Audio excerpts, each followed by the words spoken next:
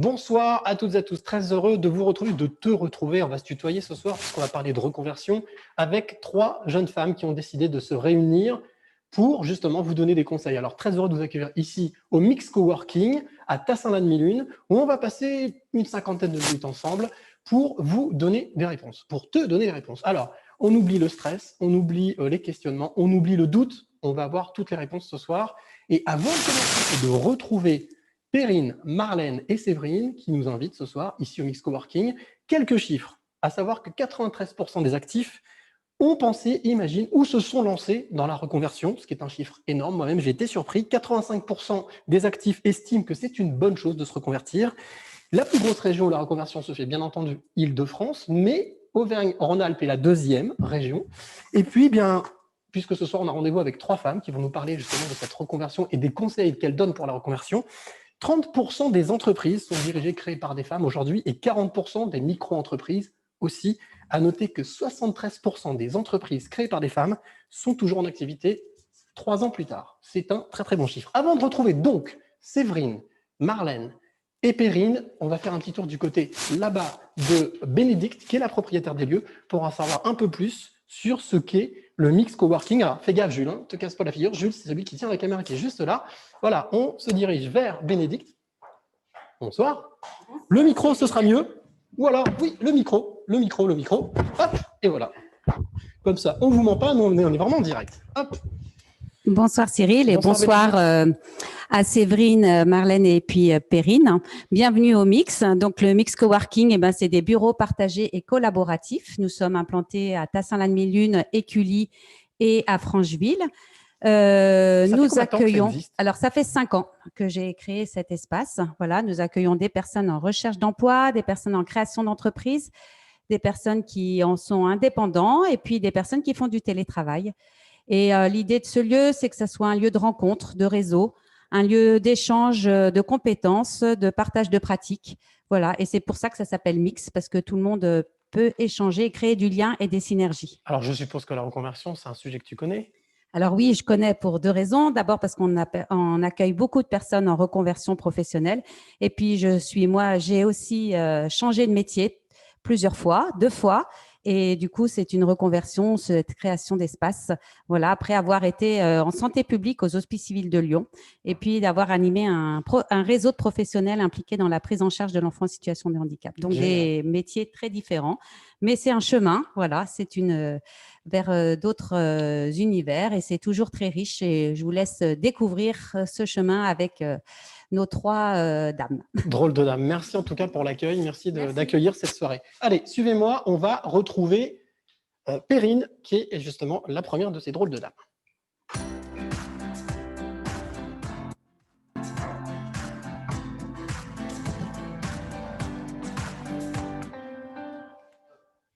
Alors, Perrine, au coin du feu, tranquille, comme à la montagne. Bonsoir. Bonsoir Cyril. Alors déjà, j'ai envie de savoir un petit peu qui tu es, parce que Perrine, Lotte, qui es-tu? Que fais-tu dans la vie? Alors aujourd'hui, je suis heureuse fondatrice d'une structure qui s'appelle ICO et qui accompagne les personnes qui ont envie de changer de voie, à se poser les bonnes questions et à devenir acteurs du changement qu'elles ont envie de voir dans le monde. Donc c'est quelque chose que tu as vécu, forcément, la reconversion. En 2 mots, la reconversion, pour toi, c'était à peu près quand? En 2016. 2016. A priori, contente de cette reconversion? Ouais. Et alors, explique-moi, qu'est-ce qui t'a pris de vouloir créer reconversion-lyon.fr, pardon, donc ce consortium, ce groupe, cet ensemble, cet esprit collaboratif avec 2 autres camarades qui sont Marlène et Séverine. Comment t'es venue l'idée? C'est vrai que ça peut sembler complètement dingue Pas dingue, mais c'est... Oui, mais c'est vrai que dans le monde dans lequel on fonctionne, on entend beaucoup le mot concurrence, voilà, de se faire concurrence et d'être en compétition. Et moi, justement, j'observe, comme beaucoup, que le monde du travail, il évolue.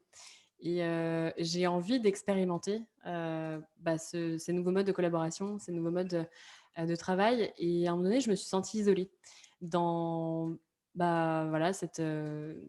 cette question d'évolution, d'échange entre pairs. Et je me suis dit, mais pourquoi pas solliciter plusieurs acteurs de l'écosystème et de se réunir et de se dire, OK, est-ce qu'on peut faire quelque chose ensemble, aller plus loin. Et finalement, d'expérimenter cette fameuse intelligence collective que nous, on prône énormément chez ICO, d'aller plus loin ensemble que seul. Alors, comment tu as fait pour, on va dire, sélectionner ou trouver tes 2 autres comparses? Tu as passé une annonce? Tu les connaissais déjà avant? Comment est-ce que tu as fait? Comment est-ce que tu t'es pris? J'ai pris le beau temps et j'ai regardé la Parce que vous êtes lettre il faut M. préciser quelque chose de très important, c'est ce que tu as dit, c'est que vous êtes, à la base, vu de l'extérieur, vous êtes concurrentes, vous faites le même métier. Complètement. Ouais, ouais. Et c'est ça qui est innovant et qui est intéressant, c'est que non seulement ce soir, vous voulez donner des conseils, mais en plus, a priori, normalement, dans la logique, tout pouvait vous écarter, rien n'aurait pu vous rassembler parce que vous êtes concurrentes. Qu'est-ce qui t'a donné justement l'envie, le goût d'être ensemble? De retrouver d'autres personnes et d'abattre cette barrière justement du seul pour soi? Alors déjà, moi, le premier élément, c'était que j'ai proposé un café à des actrices de l'écosystème lyonnais qui me semblaient partager les valeurs que j'ai envie de partager, que j'ai envie de diffuser.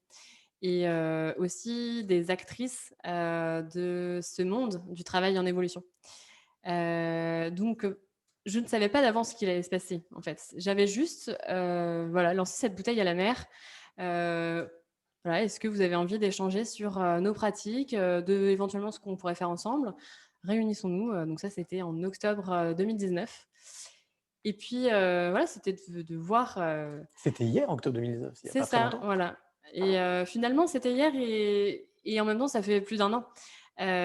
Et ça prend du temps d'échanger, de travailler ensemble parce que finalement, cet événement ce soir, c'est le fruit de beaucoup, beaucoup de réflexions, de travail sur ce qu'on avait envie de dire.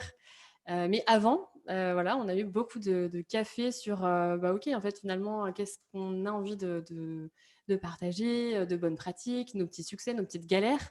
Et voilà, est-ce qu'on pense qu'à 3, on peut réunir plus de monde que si on le faisait seul, chacun de notre côté, avec nos structures respectives? Il y a un mot que j'ai retenu, c'est café. C'est très important a priori, hein. Oui, C'est les voilà. réunions autour du café. Bon, Qu'est-ce que ça t'a apporté, toi, le fait de te mettre, de te regrouper avec, comment est-ce que tu te sens aujourd'hui? Est-ce que ça t'a renforcé ou est-ce que ça t'a, au début, troublé? Ça, c'est normal, c'est le alors, chauffage. j'ai C'est le pas grave. poil qui Oui, me oui, oui, chauffe oui. bien là. Déjà, mais en tout cas jusqu'à maintenant, c'est hyper riche de pouvoir échanger nos bonnes pratiques, d'apprendre en fait comment font les autres et comment on peut s'enrichir mutuellement sans se dire ah mais je sais pas si je vais lui dire telle chose parce que peut-être qu'on va me piquer cette idée. En fait non, c'est vraiment de dépasser ça, de se dire que peut-être en partageant toutes ces idées, on peut en créer des nouvelles. Donc vraiment d'être dans cet état d'esprit de synergie que Bénédicte évoquait tout à l'heure. Est-ce qu'on peut dire que quelque part, tu as dépassé des peurs? Ça Je t'a aidé pense à que oui, dépasser? mais ça n'a pas été évident dès le départ. C'est pas parce qu'au départ, j'ai initié ça que tout de suite, j'ai eu envie de partager, oui, alors le nombre d'inscrits, j'ai du mal à faire telle action. Mais au fil de l'eau, finalement, c'est ce qui arrive, ce qui est arrivé, ouais. On partage tout ça. Est-ce que tu as eu la sensation aussi que, dernière question, est-ce que tu as la sensation que dans la pratique de ton métier, ça t'a apporté des choses, ça a décuplé tes forces, ta créativité, et du coup, ça a aidé encore plus les personnes que tu aides à la reconversion? Complètement, complètement. C'est ce que je disais, en fait, quand on partage justement des idées, des façons de fonctionner, moi, ça m'a aidé à structurer aussi heu, plusieurs types d'activités. Et puis, d'apprendre aussi dans la pratique de l'accompagnement des personnes, d'échanger voilà, sur potentiellement des cas où on a été en difficulté et du coup, comment on peut aller plus loin ou en tout cas être meilleur, si je peux dire ça comme ça, dans cette pratique-là. Le fameux The Best That Weekend. Yes. Merci, on se retrouve tout à l'heure pour les petits conseils et puis aussi bien entendu les questions. Si jamais vous qui nous regardez, vous avez des questions, des réactions, des remarques, eh bien vous avez le petit chat soit sur bien entendu Zoom ou sur Facebook. On se retrouve tout à l'heure. Allez, moi je vais aller retrouver Marlène qui fait partie justement de ces 3 drôles de dames. Allez, on y va.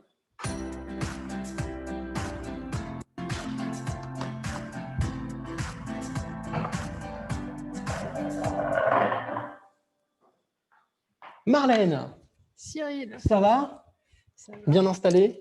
Et- Alors, je viens de parler avec ta camarade de jeu depuis donc octobre 2019. Mhm.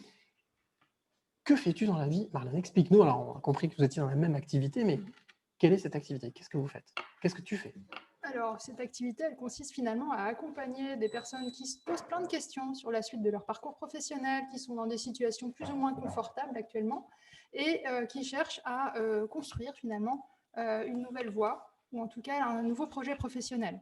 Et puis, c'est plutôt des gens qui cherchent à le faire de manière un petit peu pas trop individuelle, avec un peu de collectif, et puis qui veulent peut-être aussi se mettre un peu au contact des nouvelles manières de travailler, des nouveaux lieux, des nouveaux modes de travail, des nouveaux modes de collaboration. Voilà, c'est beaucoup ces personnes-là. Et mon rôle, il consiste à accompagner, à animer, à poser un cadre qui soit le plus propice possible pour qu'ils puissent construire et apprendre à le faire et bénéficier de l'élan du collectif. Alors, Et toi, avec Séverine, tu fais partie justement de ces deux personnes avec Séverine, que Perrine est venue recruter, en tout cas, à proposer un café, c'est le fameux café. Quelle a été ta première réaction?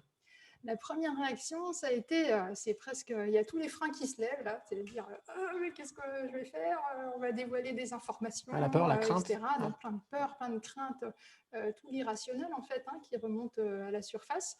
Et puis de dire aussi un petit peu de curiosité, de dire mais qu'est-ce qu'on pourrait faire ensemble? Enfin voilà, voilà. Donc il y a tout ça qui est apparu. Et puis voilà, des premiers échanges, premières rencontres.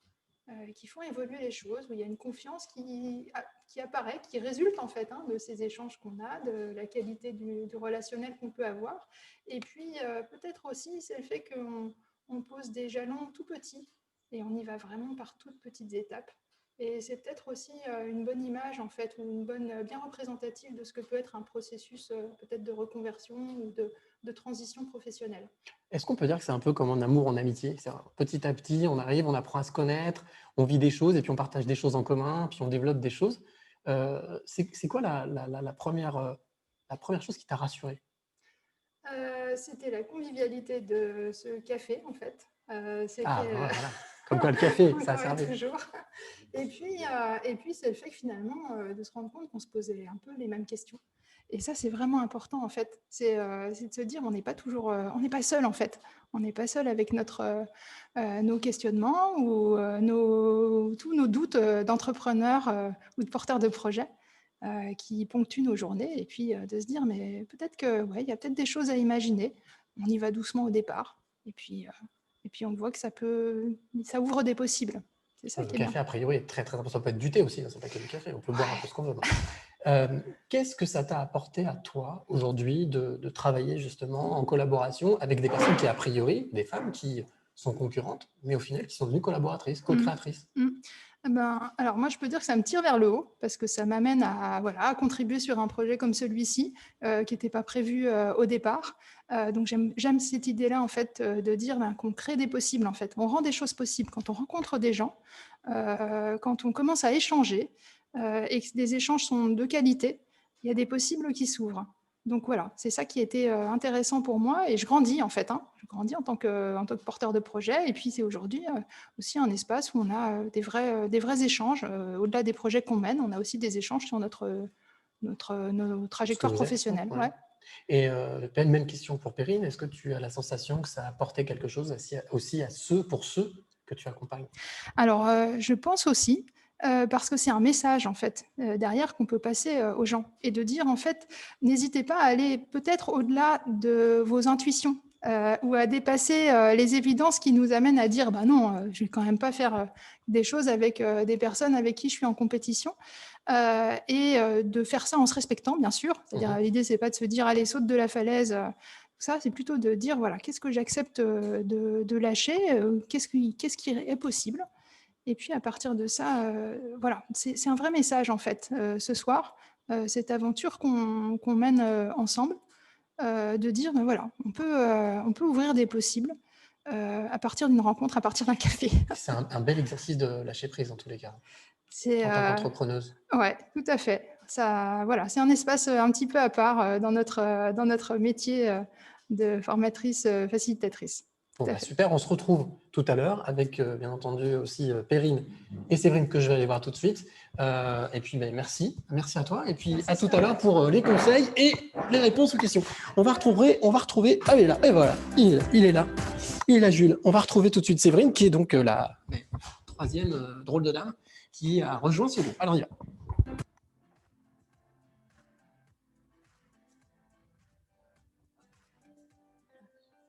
Court le micro. Alors oui, Voilà. faut un peu sur le film, mais ça, Ça c'est le live. C'est du direct. Hein. C'est du direct. Ça c'est sûr. Voilà, donc on est on est au compte du feu, on est tranquille. Alors. Bonsoir Cyril. Bonsoir. Tu es la troisième, non pas la troisième, la troisième drôle de dame, comme tu les appelles. La troisième co-créatrice. Tout à fait. Si tu peux expliquer un petit peu. Voilà. Alors moi c'est un peu différent de Perrine et Marlène puisque moi je suis auto-entrepreneur, mais je suis plutôt ambassadrice de la start-up Ensemble un Job. Okay.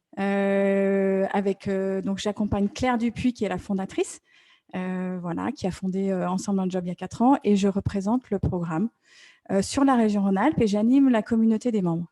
Donc qu'est-ce que c'est le programme? En fait, c'est un peu similaire, puisque on parlait de programme autour de l'intelligence collective, c'est vraiment ce qui nous réunit aujourd'hui. Donc, c'est un groupe qui va avancer ensemble sur sa réflexion professionnelle, qui va partager, qui va s'enrichir pour apporter des réponses sur le questionnement et vraiment travailler sur un projet à la fin qui soit clair, qui soit concret, mais qui soit aussi réaliste par rapport à son environnement, l'environnement dans lequel on vit, l'environnement familial, économique. Voilà. Donc, si vous êtes concurrente malgré tout, a priori sur le papier, de par les différents secteurs ou vos spécificités, vos spécifications, vous apportez cette richesse-là aussi. Alors, c'est la possibilité de s'apporter ce complément. Oui, tout à fait. Sur l'intelligence collective, tu veux dire? C'est ça, exactement. Ouais. Je pense que moi, je suis quelqu'un qui marche beaucoup à l'intuition et qui a envie de faire des choses différentes, les faire différemment. Donc, quand Perrine est venue, m'a sollicité, m'a dit, tiens, viens, on va boire un café. Et puis, on va… Le fameux café. Voilà, le fameux café. On va discuter et puis voir si on peut faire des choses ensemble. Ça a été quoi ta première réaction, ta première intuition, justement, sur parler d'intuition? Alors, c'est vrai que j'étais très surprise de cette idée, parce que c'est pas courant. Et puis, je me suis dit, alors au début, surprise. Et puis après, je me suis laissée porter parce que je me suis dit, on y va, on va voir ce qui se passe, on va voir ce qui sort de tout ça. Et je suis aujourd'hui, ça fait 1 an et c'est génial, quoi, parce qu'on se rend compte de la synergie qui ressort de tout ça. On a beaucoup d'inscrits, beaucoup de présents et c'est génial. Qu'est-ce que ça t'a apporté à toi en tant que femme, entrepreneuse, et en tant que, justement, co-créatrice? Ça t'a apporté quoi? Moi, ça m'a apporté déjà d'évoluer, déjà de penser différemment, de me dire, tiens, on peut peut-être aussi piocher ailleurs, de me dire qu'on n'a pas qu'une vérité et que l'accompagnement que nous, on propose, on peut peut-être aussi additionner d'autres choses.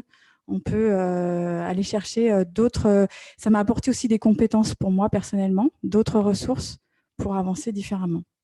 On peut dire que vous avez vécu toutes les 3 une double reconversion, parce que vous êtes reconverties chacune dans vos métiers, mais vous êtes reconverties dans vos habitudes de travail, puisqu'en travaillant toutes les 3, en étant concurrentes, mais au final en devenant collaboratrices. Oui, tout à fait. Qu'est-ce que c'est pas compliqué à gérer humainement, psychologiquement? Non, c'est pas. Alors, c'est vrai qu'au départ, ça passe par des étapes, en fait. Voilà. Je pense qu'aujourd'hui, il y a énormément de confiance. Et au début, c'est vrai qu'il y a un peu de méfiance et ça s'estompe au fur et à mesure. Pourquoi? Parce que je pense qu'on a des valeurs communes. On a su s'écouter, on a su se dire, on a des compétences qui sont peut-être différentes, on peut les partager, on peut additionner, on peut utiliser les compétences des autres.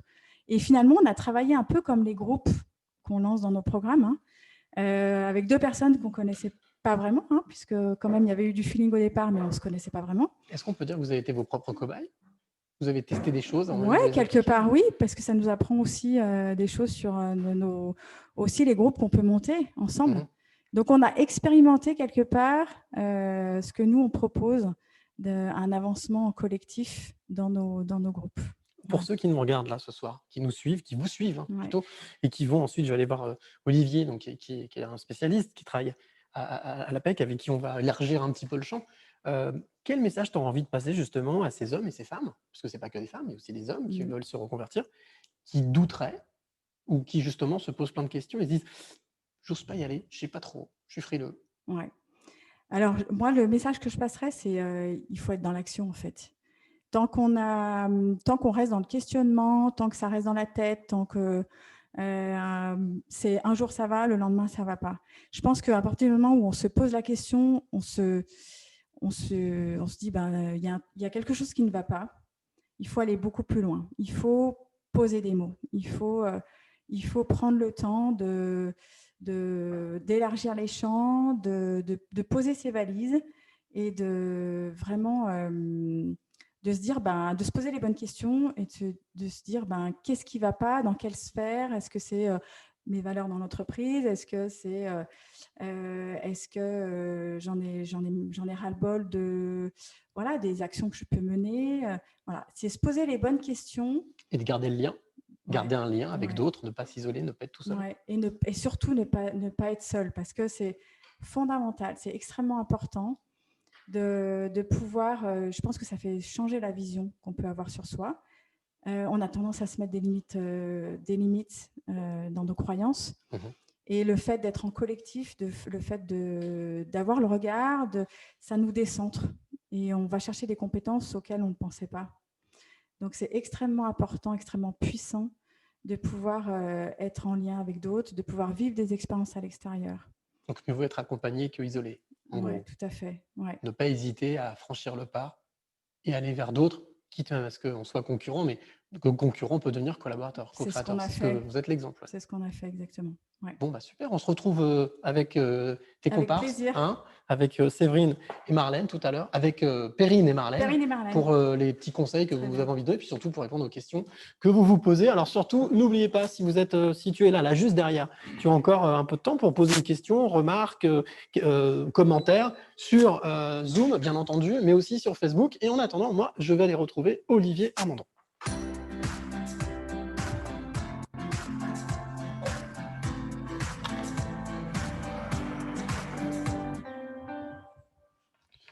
Olivier, bonsoir. Bonsoir Cyril. Alors là, on a eu trois témoignages qui sont plutôt positifs. Ouais. Vu les temps qui courent, ça fait du bien. Tout à fait. Et en plus, aussi très porteur d'un message relativement avec beaucoup d'espoir, beaucoup de perspectives, de projections. Ouais. Toi qui travailles à l'APEC, est-ce que c'est représentatif? La première question que j'ai envie de te poser, est-ce que c'est représentatif de l'ambiance générale, même si on sait que, voilà, on a notre ami le poil qui fait du bruit, mais c'est pas grave. Est-ce que ça reste représentatif d'un vent, de quelque chose qui est en train de… Oui, clairement. Alors, il y a deux périodes. La première période, avant le confinement, on va dire, où le marché de l'emploi se positionnait plutôt très bien pour à peu près tout le monde, où du coup, les cadres regardaient par la fenêtre et se disaient « Ah tiens, ça se passe pas mal, donc je vais peut-être pouvoir faire aboutir mes projets plus personnels. » Donc, une réflexion sur sa vie professionnelle, sur sa vie personnelle. Maintenant, après le confinement, le fait de s'être retrouvé un peu face à soi re-questionne sa relation au travail, re-questionne sa relation à l'emploi et re-questionne bien sûr sa relation à soi-même, c'est-à-dire finalement mon sens, mon utilité, ma singularité, est-ce qu'elle s'exprime aujourd'hui dans mon travail? Alors là, on l'a vu avec Marlène, Séverine et Perrine. C'est un re-questionnement par rapport à soi, mais un re-questionnement aussi vis-à-vis de l'autre. Complètement. Est-ce que c'est quelque chose que tu sens aussi fort? Complètement. Un rapprochement? Oui, alors un changement qu'on peut appeler reconversion, qu'on peut appeler changer de travail, qu'on peut appeler changer de ville, de toute façon, a un impact personnel, professionnel, et dans le personnel, il y a une dimension familiale qu'il ne faut pas comment dire, exclure parce qu'elle a des impacts. Je change de ville. Je déracine peut-être mes enfants, ça oblige peut-être mon conjoint, ma conjointe à me suivre ou à changer de travail. Donc, c'est effectivement des questionnements beaucoup plus larges que le simple questionnement sur soi et sa relation au travail. Donc là, ce que tu veux dire, c'est qu'il y a, quand on veut se reconvertir, quand on a envie de changer de vie, clairement, il y en a qui foncent tête baissée, qui vont sur des aventuriers, sur des explorateurs, et puis il y en a d'autres qui prennent un peu plus de temps. Ouais. Est-ce qu'il y a une bonne méthode, une mauvaise méthode, comme dirait d'autres, le bon chasseur, le mauvais chasseur? Est-ce qu'il y a une bonne manière d'enclencher cette reconversion? La première question, à mon sens, que moi j'aurais envie de poser à chacun, c'est pourquoi vous vous posez cette question? La première Ouais. chose. Parce que si on se pose cette question-là, c'est qu'il y a quelque chose qui ne va pas. Il faudrait pouvoir mettre le doigt dessus. Alors c'est compliqué. C'est compliqué parce que c'est très vaste. On embarque beaucoup de sujets. Donc effectivement, d'abord il faut se faire confiance. Il faut se faire confiance. Il faut se poser les bonnes questions, toutes les questions, sans concession. Il ne faut pas être, comment dire, tolérant avec soi-même. Il faut pas se mentir. Voilà, faut pas se mentir. Exigeant, ouais. Il faut vraiment pas se mentir. Est-ce que ça veut dire que ça passe, par exemple, par un petit exercice? On prend une feuille, on note, on Oui, écrit? oui. On peut utiliser une trame qui est très simple, que je vais vous donner. C'est une trame qu'on utilise beaucoup, qui est la trame BPMA. Bilan pour le B, P pour projet, M pour marché et A pour action.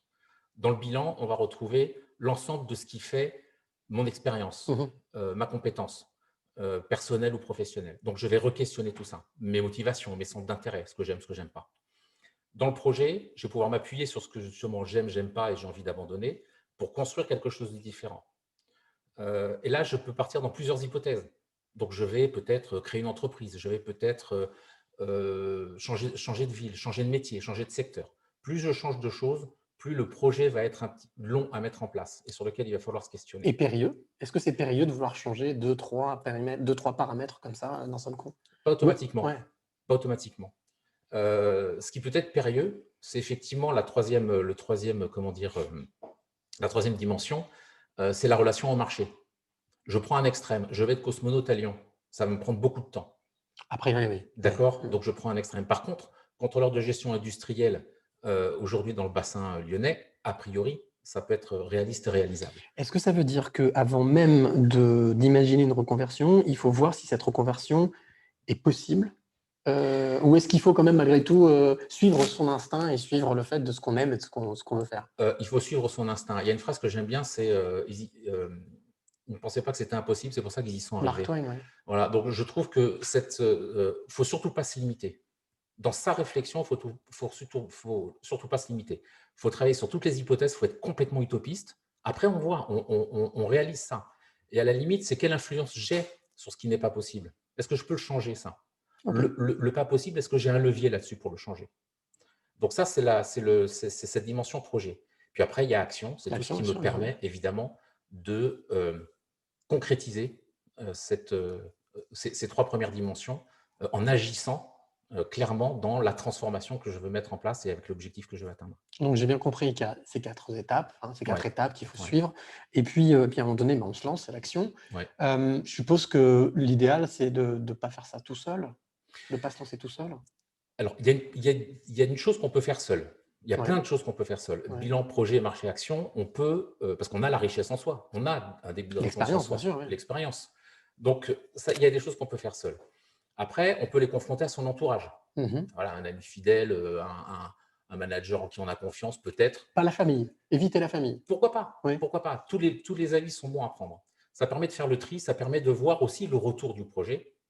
Par rapport à son environnement. On est bien d'accord que jusque-là, on reste aussi totalement honnête avec soi-même. On ne se ment pas. À chaque fois. Voilà, d'accord. Et c'est là où l'intérêt d'aller voir un professionnel, parce que le professionnel saura lever les petites concessions qu'on s'est fait à soi-même. Donc, il y a une partie qu'on peut faire effectivement seul et qui nécessite cette introspection, donc qu'il faut faire seul. Après, il y a effectivement, quand on arrive au bout du raisonnement, il faut aller chaque fois au bout du raisonnement, objectiver chaque question et chaque réponse qu'on a, la matérialiser, la concrétiser, avoir des arguments autour de ça. Et il faut effectivement rencontrer un professionnel. Et ce professionnel va mettre en cohérence, va poser les questions. Alors, ça peut être un consultant, ça peut être un coach, ça peut être… voilà. Aussi comme nos trois drôles de dames qu'on va retrouver juste après. Là. Bien entendu. Et ce professionnel va permettre un peu de renvoyer la balle. Vous savez, quand vous renvoyez une balle contre un mur, elle revient. Plus vous l'envoyez fort, elle revient vite. Donc, ce rôle de consultant ou de coach va avoir ce rôle-là un petit peu, de renvoyer des choses. Et finalement, permettre cet ajustement. La motivation et les moteurs sont importants. Je peux avoir une motivation très forte et des moteurs très forts, ce qui va peut-être me permettre passer de l'utopie à la réalité au final.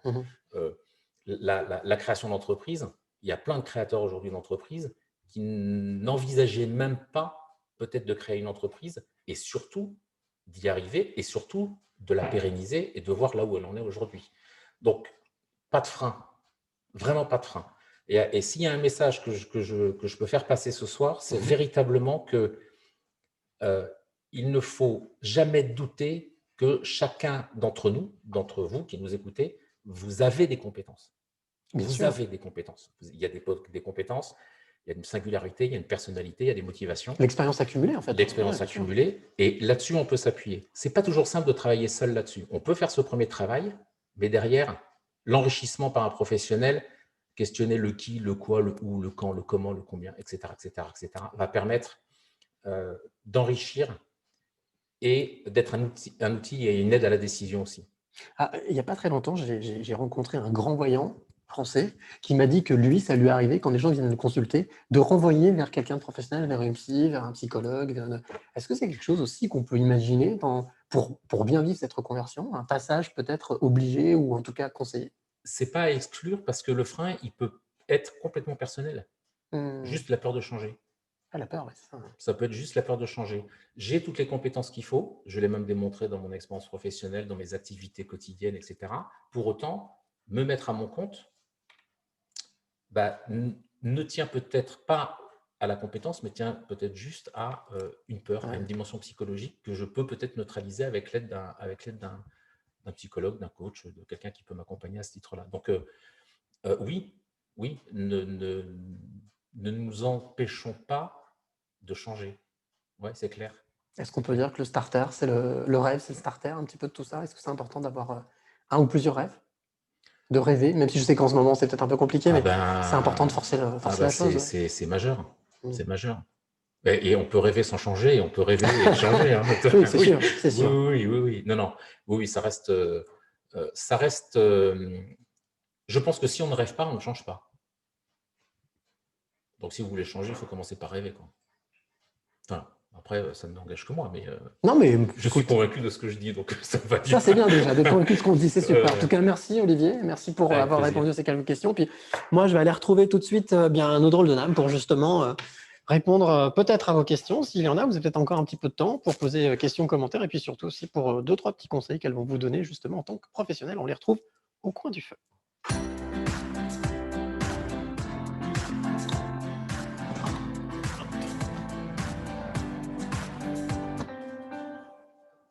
Alors, j'ai posé le micro là au milieu pour je ne sais pas qui allait prendre la parole tout de suite au début. Alors, très intéressant cet échange avec Olivier, que je viens d'avoir avec Olivier, parce que justement, on a parlé de rêve, on a parlé de psychologie, on a parlé de dépasser un petit peu ses craintes. Est-ce que déjà, je ne sais pas, il y a eu des questions, je pense qu'il y a eu quelques questions ou pas? Peut-être qu'on y répondra après. Alors, vous êtes toutes les trois, vous avez proposé vous êtes lancées dans cette soirée, ce rendez-vous. Je crois que c'était à peu près plus de 300 personnes qui étaient inscrites. Aujourd'hui, là, tout de suite maintenant, je crois qu'il y en a plus d'une centaine. Donc, comme quoi, la reconversion, ça questionne. Vos conseils, mesdames, mesdemoiselles, quels conseils vous avez envie de donner justement? Parce que tout à l'heure, on a parlé de vous, de vos parcours, mais vos conseils. Alors, le conseil que vous donneriez chacune. Oui. C'est vrai que c'est important de poser vraiment des mots et d'être extrêmement concret. Donc, moi, je rebondis un peu sur Olivier parce que ça va dans la lignée de ce que tu as pu dire, Olivier. Je crois qu'il faut... le conseil que je donnerais pour vraiment s'activer, pour vraiment se mettre en marche, se mettre en mouvement en 2021, pour moi, c'est de se poser ces bonnes questions, effectivement. C'est de savoir si on peut y répondre. Donc, les questions, ça serait... ça peut être, est-ce que j'arrive à identifier vraiment les sources de plaisir dans mon job actuellement? Est-ce que j'arrive à identifier, à savoir si ce que je sais faire vraiment, ce que je n'ai plus du tout envie de faire? Est-ce que je sais mobiliser mon réseau? Est-ce que je sais structurer ma pensée pour vraiment avancer? Est-ce que je sais identifier mes ressources, mes compétences? On a tendance à identifier beaucoup ses compétences professionnelles, techniques. Et est-ce que je sais identifier mes compétences personnelles? Donc psychologiques aussi, je veux dire? Alors, C'est Ça en fait partie. pas forcément psychologique, mais d'aller chercher des champs sur ma capacité à travailler en équipe, ma capacité à être dans l'empathie, ma capacité à négocier, ma capacité, toutes ces compétences-là. C'est vrai qu'on a tendance, on ne les connaît pas, on n'apprend pas à les identifier. D'accord ? Sur un CV, en général, on met souvent beaucoup de compétences techniques qui deviennent aujourd'hui très obsolètes. Donc, ton conseil, c'est… Donc, c'est vraiment mon conseil, ça serait vraiment de lister, de prendre une feuille de papier, comme on a pu l'évoquer tout à l'heure, et de lister toutes ces questions très précises, très concrètes, pour savoir si on sait répondre. Et vous verrez, quand vous faites l'exercice, ce n'est pas facile d'y répondre. Pourquoi ce n'est pas facile ? Parce qu'on ne s'est pas posé, parce qu'on n'a pas réfléchi, on n'a pas pris le temps, parce qu'on n'a pas mis des mots, on n'a pas fait cet inventaire qui est important dans l'accompagnement. Cet inventaire qui va permettre de structurer un projet de façon très claire, de façon cohérente, mais aussi de façon réaliste. Et quand on a balayé tout ça, on arrive à identifier où sont nos ressources, où sont nos plaisirs, où sont nos envies. Donc, tant qu'on n'a pas, effectivement, comme disait Olivier, balayé tout ça, mis en regard toutes ces sphères, c'est très difficile de pouvoir avancer. Marlène. Je passe la parole à Marlène. Oui, ton petit conseil au coin du feu, pour ceux qui nous regardent. Super conseil, merci Séverine. Ce que je pourrais proposer, moi, c'est de prendre 1 heure et de dire, puisque finalement la reconversion, c'est souvent associé à la question de qu'est-ce que je lâche, qu'est-ce que j'accepte de perdre. Eh bien, si on commençait par accepter de perdre 1 heure, et cette heure, de se dire, tiens, et si je me faisais le cadeau de cette heure-là, et que cette heure, je vais la consacrer à mon projet professionnel, qu'est-ce que j'en ferais ? Quelles sont toutes les actions que je pourrais faire en 1 heure qui pourraient servir mon projet professionnel ? Alors, on va lister, ça peut être commencer par mettre à jour tel bloc de mon CV, ça peut être recontacter un collègue à l'occasion des vœux parce que ça fait longtemps que je ne l'ai pas vu, c'est un ancien collègue, et puis j'ai vu que ça a bougé pour lui et ça m'intéresse. C'est proposer un café, par exemple. Un café, par exemple. Un café traquenard, etc. Et en fait, à partir de ça, on liste toutes ces actions. Et puis, j'inviterais finalement à choisir, peut-être que dans cette liste d'actions, 1 heure au service de mon projet professionnel, lesquelles me font plaisir. Et je propose de commencer par celle-ci, parce que finalement, il y a aussi moyen de se faire plaisir, et ce n'est pas que de l'effort, ce n'est pas qu'une marche insurmontable. On peut arriver à la découper en petites tranches horaires et avancer et se mettre en mouvement. C'est ça qui compte. J'aime bien l'histoire des petites tranches, ça ouvre l'appétit. Enfin, un carpaccio. Voilà. Alors, Perrine, toi qui étais l'initiatrice justement de ce collectif, de ce regroupement, de cette co-création, ce serait quoi ton conseil au coin du feu ? Alors, ce qui est magique avec la synergie, c'est qu'on ne s'est pas du tout dit ce qu'on allait donner comme conseil. L'idée, c'était d'être spontané et qu'en fait, moi, c'est la phase d'expérimentation que j'aurais tendance à proposer. Donc, une fois qu'on a fait un peu ce point d'analyser quelles sont mes compétences, mes envies, de prendre 1 heure justement pour se dire, OK, quels sont les leviers que j'aurais envie d'activer, finalement, et si on osait expérimenter, si on avait l'audace de tester, en fait. Et au pire, ça marche. Au pire, ça marche. Voilà. C'est ça, un truc. Et en fait, quel est l'enjeu derrière ? Peut-être que ça va être de définir un intérêt avec cette phase amont. Plusieurs intérêts. Moi, je vois quand j'étais en phase de transition, c'était le gaspillage alimentaire et l'accompagnement professionnel. Et du coup, j'ai testé les deux. J'ai testé dans une association dans chaque volet pour avoir cette posture les postures que je voulais expérimenter. Développer mon réseau, donc c'est aussi ça, expérimenter. Quand on a envie de se lancer à son compte, pourquoi pas finalement solliciter son réseau pour proposer de mettre à disposition ses compétences, de proposer des missions, un peu voir finalement qu'est-ce qui peut marcher ou pas, et puis de se tester en tant qu'indépendant si c'est ça le projet, etc., etc. En tout cas, il y a une chose qui est en commun par rapport aux 3 actions que vous venez de donner, c'est l'action. Il faut agir. Ça a l'air d'être ce que disait Olivier aussi tout à l'heure. Il faut agir, ne pas rester dans l'attentisme. C'est-à-dire qu'on dit toujours que attendre, c'est mourir, mais c'est ça, c'est ne pas attendre. Surtout dans ces périodes un petit peu. Merci le poil. Non, mais il chauffe, mais c'est bien. L'ambiance est chaude, voilà. Alors, je sais qu'on salue Laetitia, qui n'est pas ici, mais qui gère le Zoom, les commentaires qui animent depuis tout à l'heure le Zoom et le Facebook. Alors, est-ce qu'il y a des questions, des réactions ? Vous êtes en train de checker, de regarder, oui.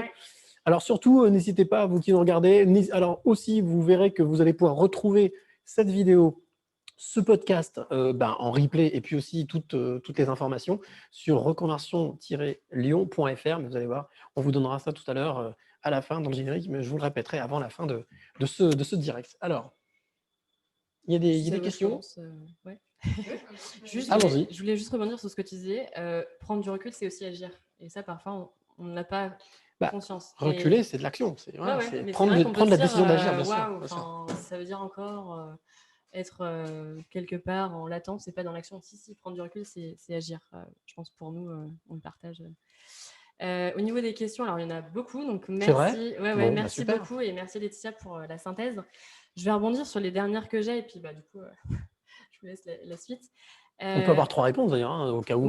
Complètement. Si vous avez des visions différentes, on est là pour compléter. Je vois la question de l'âge venir sur est-ce qu'on peut se reconvertir à 40 ans, à 50 ans. J'entends Olivier derrière dire oui. Et je ne peux que confirmer puisque, alors j'imagine que c'est pareil pour vous, nous on accompagne des personnes de 28 à 59 ans pour la dernière promo. Et c'est incroyable en fait, la personne de 59 ans en particulier, la niaque en fait qu'elle a. De cette envie de changement qui peut-être sera pour son projet post-retraite ou peut-être fin de carrière.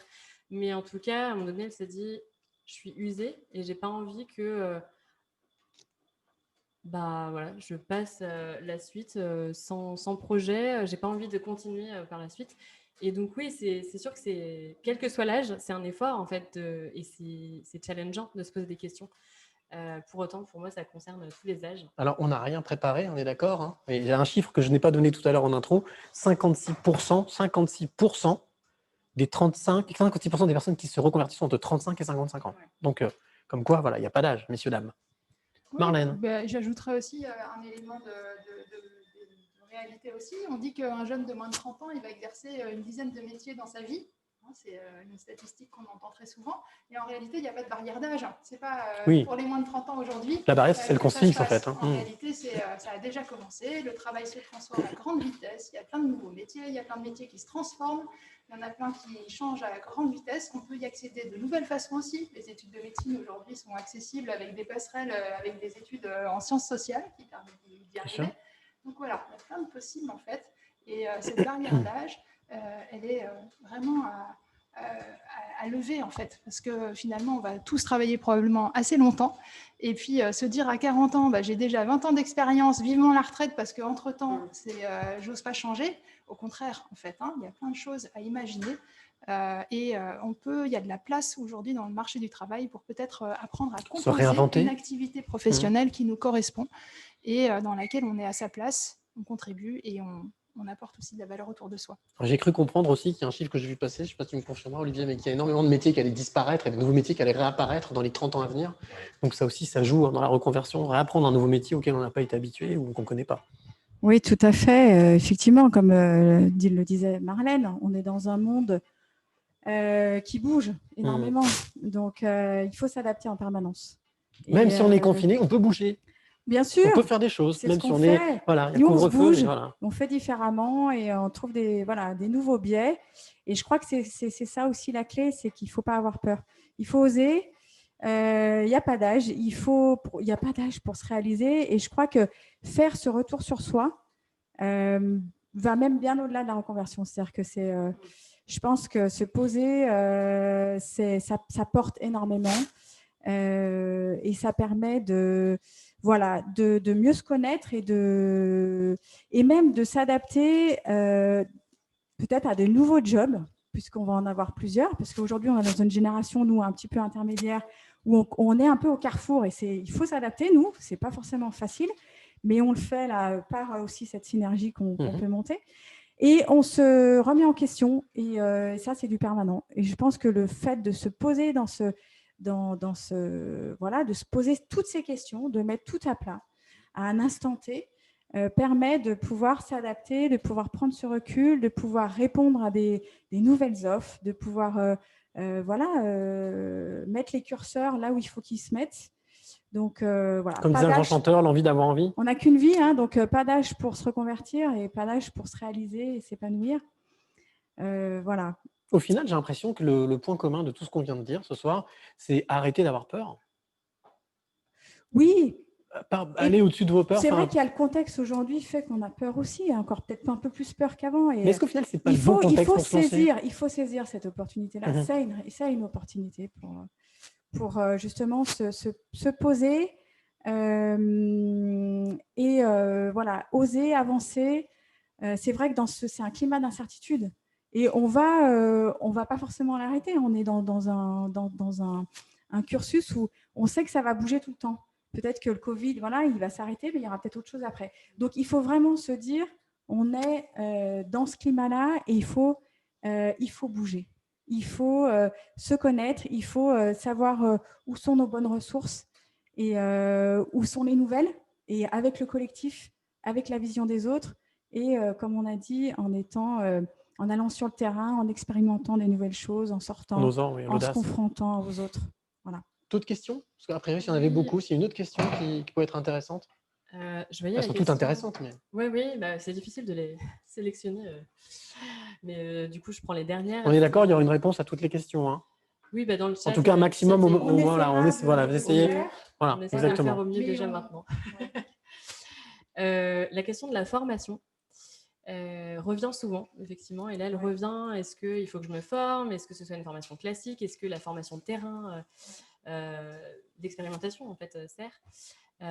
Moi, je pense qu'avant de se poser la question de la formation, c'est déjà se dire pourquoi j'ai envie de me former, quel est l'objectif. Et il y a des formations courtes, il y a des formations longues.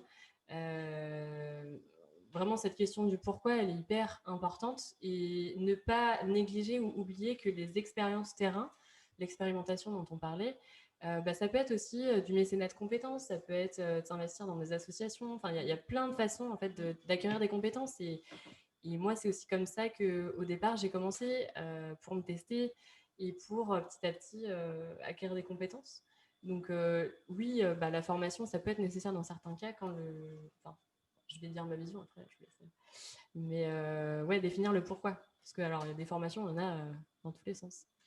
Juste avant que vous preniez la parole, je vais me retourner du côté d'Olivier pour te demander, parce que l'APEC, on connaît ces cadres, mais est-ce que la reconversion, ça concerne majoritairement des personnes qui sont cadres ou ça concerne aujourd'hui tout le monde?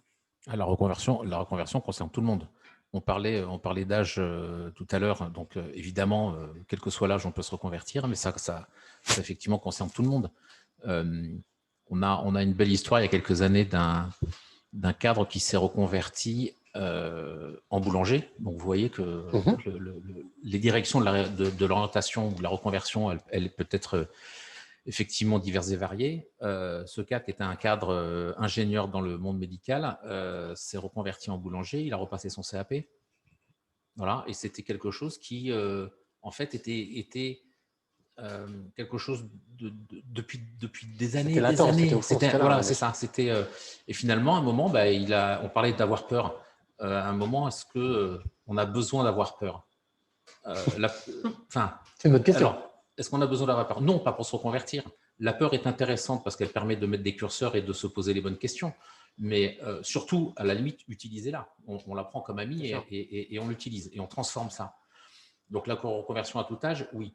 Pour la formation, elle est peut-être nécessaire, elle n'est peut-être pas nécessaire. Par contre, on a la validation des acquis par l'expérience, par exemple, qui peut être un des moyens d'identifier les compétences et qui ne nécessite pas automatiquement un investissement formation.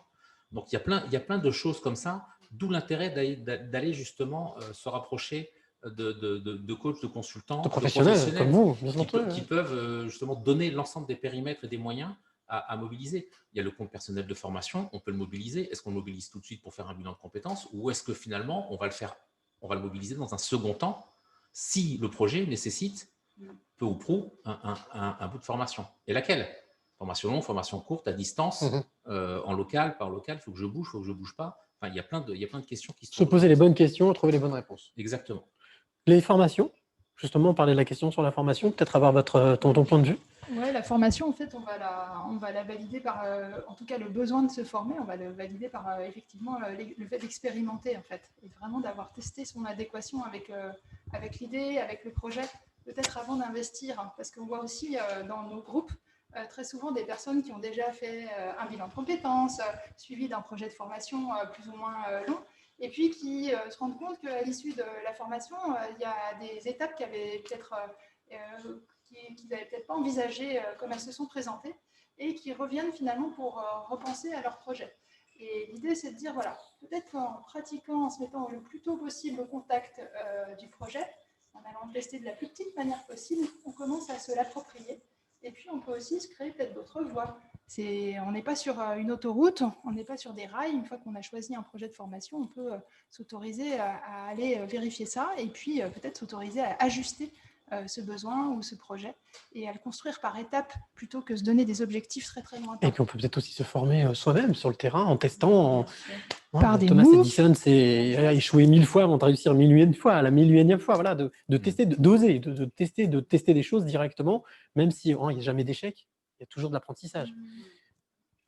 C'est vrai ? Moi, je rajouterais effectivement, dans la lignée de ce que vous avez dit, on a tendance, quand on entame ce changement, cette transition, à penser formation tout de suite. Et on marche à l'envers, en fait. Parce que ça, c'est la fin.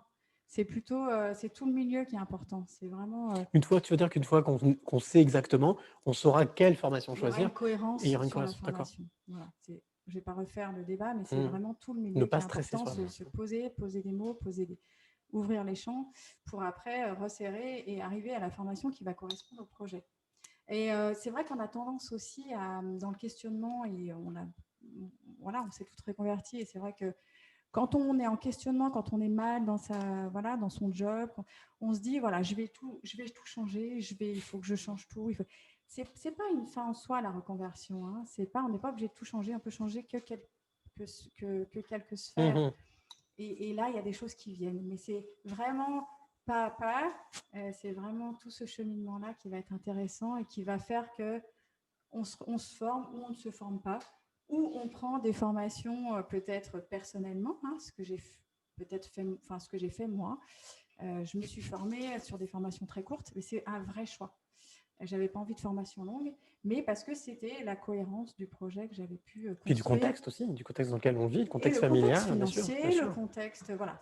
Et ça, dans l'accompagnement, on doit mettre ça en regard. On doit mettre une réalité financière, familiale, voilà, un contexte qui est unique et qui doit être posé aussi pour avoir cette cohérence, mais aussi cette réalité dans le projet qu'on peut monter.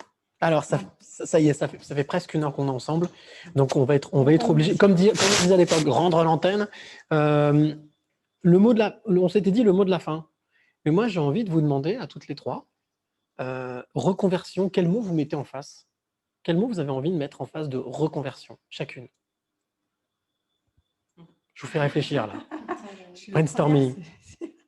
Un mot en face de la reconversion. Ouais. Spontanément, comme ça. Moi, je dirais action. Ok. Voilà, c'est ce qui… Reconversion, action. Ouais. Ok.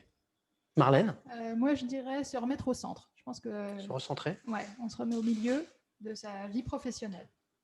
Et de sa vie personnelle aussi? Et perso, ouais. On se remet au milieu. On se remet au centre. Et Perrine? Moi, je dirais changement. Donc, action, recentrage, changement. Est-ce qu'on peut en dire un deuxième? Allez, un deuxième tour de table. Allez. Il y a un mot qui est très important. Un deuxième tour de table. Tous ici, c'est le collectif. Et ça, je pense que partage, la reconversion, c'est le partage. Partage. Voilà, on peut bouger avec les autres. Vous êtes d'accord qu'on demande l'avis aussi à un garçon? Oui, Olivier, il faut demander le à un mot. garçon. Reconversion, un mot en face qui te semble vraiment capital? Possible. Possible. Donc, ne pas se fermer les portes. Non, ne pas se fermer les portes. Et je pense que dans la démarche de reconversion, ce que disait Séverine, il y a des grandes reconversions, il y a des petites reconversions. Aller au bout du raisonnement, du cheminement de la reconversion, ça peut être juste changer une petite chose qui va tout changer. Mais le petit changement, c'est peut-être la petite chose. Donc, c'est peut-être même juste la reconversion dans son entreprise.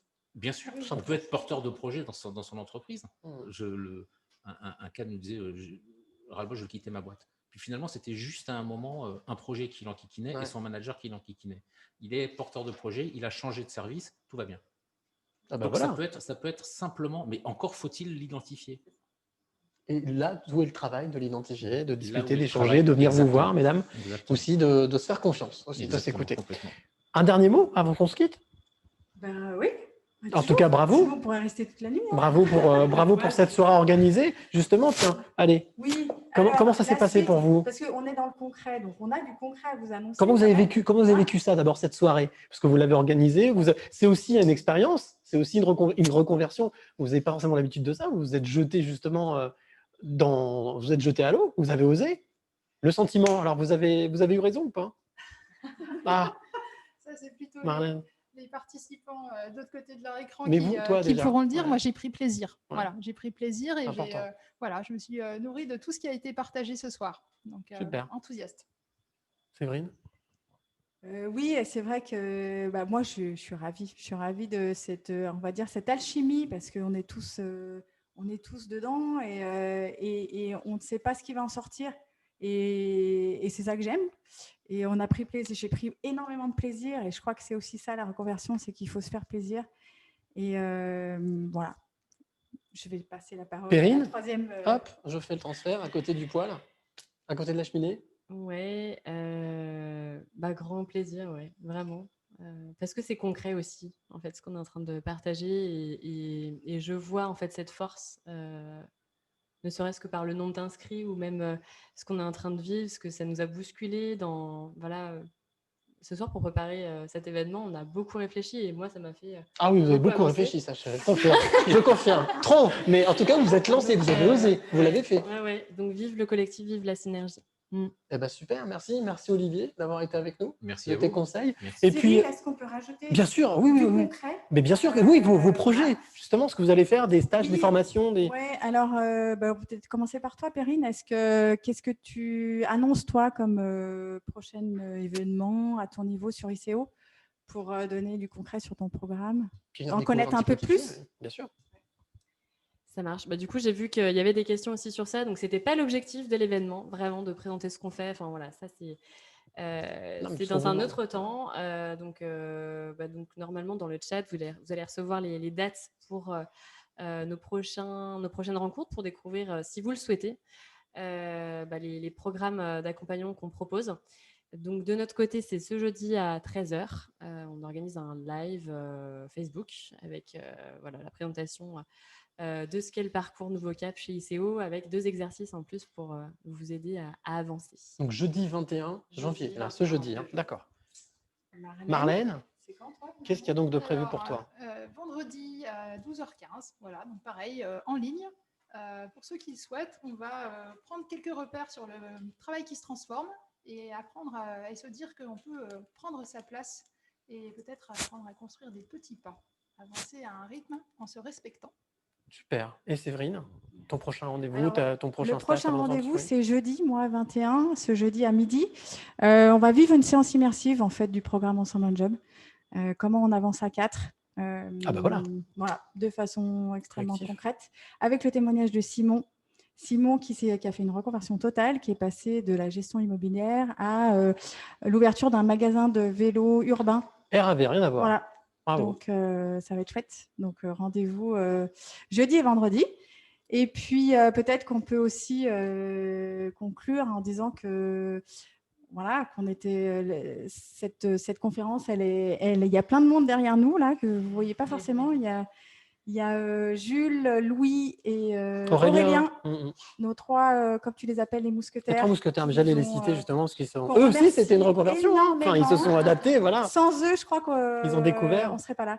Donc, merci beaucoup les mousquetaires sur la technique, parce que c'était pas forcément, c'est une première, hein, c'était pas forcément évident de faire. Mais ils ont osé, voilà, c'est bien. Ils ont osé aussi, tout le monde a osé.